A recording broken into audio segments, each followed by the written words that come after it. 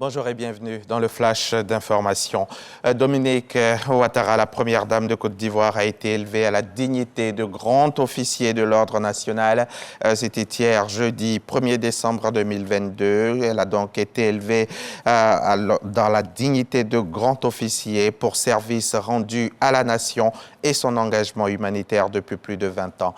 Dominique Ouattara salue et remercie tous les acteurs majeurs qui se sont engagés à ses côtés et qui ont accompagné ses actions durant toutes ces années. Le reportage de Viviane Haïma à suivre à 13h. Ils sont une vingtaine de jeunes filles et de jeunes hommes. Ils viennent d'obtenir leur diplôme de master professionnel en management de grands projets. Diplôme obtenu à l'INPHB, l'Institut national polytechnique Félix Houphouët-Boigny. Ces désormais ingénieurs en travaux publics ont reçu cette semaine leur parchemin des mains du ministre de l'Équipement et de l'Entretien routier. Le reportage de Mamadou Kouassi. Pour cette troisième promotion, ils sont 23 jeunes filles et hommes qui font leur entrée dans le monde de l'emploi, précisément celui des travaux publics. Pendant 18 mois, ils ont été formés au management des grands travaux de construction. Une formation faite dans le prestigieux Institut national polytechnique Houphouët-Boigny de Yamoussoukro. Ce que les Ivoiriens peuvent attendre de nous, c'est que des jeunes ingénieurs sont formés pour la conduite des projets. La Côte d'Ivoire peut compter sur les 23 auditeurs qui sont sortis pour contribuer à son développement. L'accès à ce master professionnel requiert des critères très pointueux. Avoir un diplôme Bac+5, c'est-à-dire un master ou un diplôme d'ingénieur.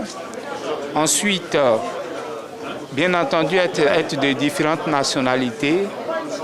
Et puis également, nous recrutons sur la base d'un concours, donc sélection des dossiers d'abord, suivi d'un entretien qui est réalisé par des professionnels et des enseignants de métier. L'initiative de cette formation est de PFO Construction, une entreprise de BTP. Cette formation permet au secteur du BTP de se créer un réel vivier de managers compétents pour gérer des projets de plus en plus complexes et structurants.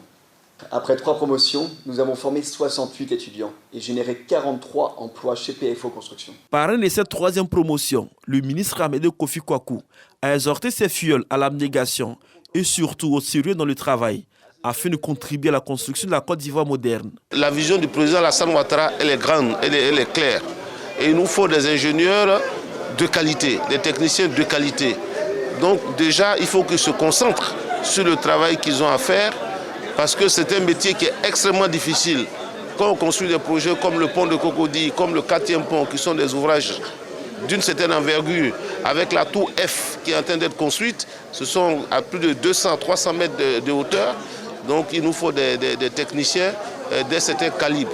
Et nous sommes très heureux que des jeunes Ivoiriens se soient engagés sur ce chemin. Le master professionnel en management des grands travaux de construction est le fruit d'un partenariat entre l'INPHB et le groupe PFO.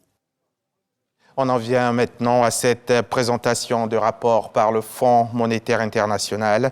L'institution a présenté cette semaine son rapport semi-annuel d'octobre 2022 des perspectives économiques régionales. Dans le document, il est fait mention de certains bouleversements susceptibles de maintenir la croissance économique de la sous-région à 3,7% en 2023. Une situation face à laquelle des propositions ont été faites pour la Côte d'Ivoire. Mamadou Kouassi y était pour RTI 1. Il nous en parle dans le 13h.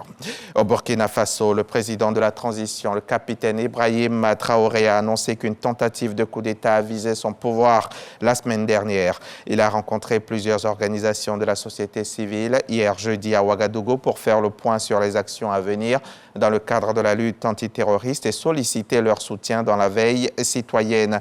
Il voudrait ainsi mettre fin à toute tentative de déstabilisation de la transition.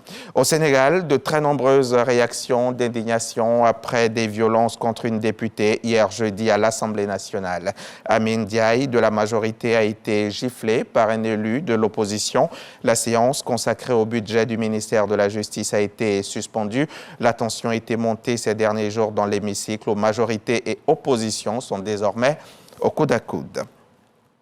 Alors qu'un cessez-le-feu a débuté le vendredi 25 novembre dernier à 18h, des combats ont été signalés ce jeudi, hier jeudi, à plusieurs dizaines de kilomètres de Goma. C'est précisément à Kirima, à l'extrême ouest du territoire du Rutshuru et à la frontière avec le Masisi que des affrontements à l'arme lourde semblent avoir eu lieu hier matin. Cette fois-ci, dans cette zone, les affrontements opposeraient les rebelles du M23 à l'armée régulière congolaise, des combats qui briseraient ainsi le cessez-le-feu qui paraissait pourtant avoir été respecté depuis vendredi. Et c'est la fin de ce flash. Merci de l'avoir suivi. Je reviens à 13h pour le journal.